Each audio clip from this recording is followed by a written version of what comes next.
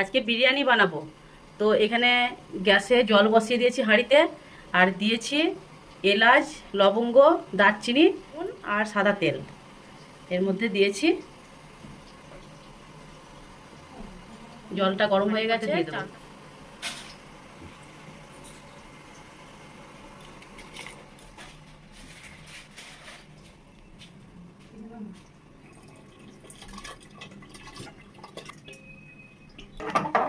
চাল দেওয়া হয়ে গেছে, চাল দিয়ে দিয়েছি হাঁড়ির মধ্যে।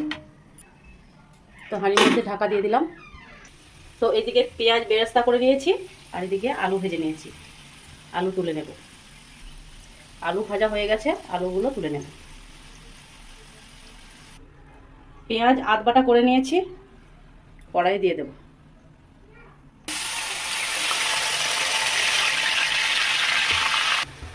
তো মাংসটা বাজার থেকে এনে ম্যারিনেট করে রেখে দিয়েছিলাম।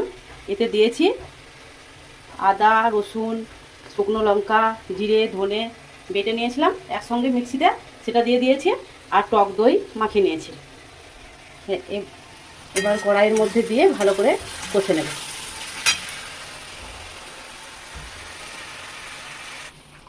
তো মাংস কড়াইয়ের মধ্যে দিয়ে দিয়েছি, এবার ভালো করে কষে নেব। একা হাতে রান্না করছি, এদিকে ভিডিও করছি, ভালো করে বন্ধুদেরকে সব কিছু দেখাতে পারছি না, মুখে বলে বলে দিচ্ছি। এইভাবেই রান্না করো বন্ধুরা তোমরা। একটু বড় বড় করে পিস করে নিয়েছি।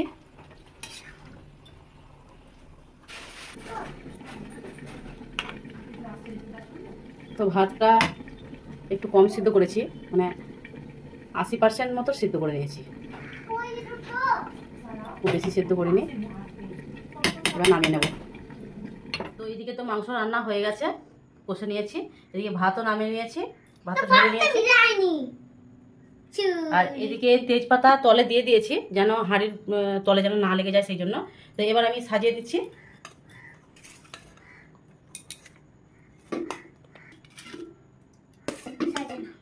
ভাতগুলো আস্তে করে দিচ্ছি, যেন তেজপাতাগুলো সরে না যায়, সেই জন্য।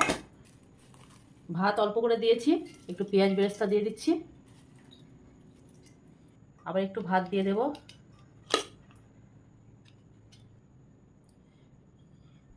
অল্প করে ভাত দিলাম, তারপরে একটু ঘি দিয়ে দিলাম, তারপরে আরেকটু ভাত দিয়ে দিলাম।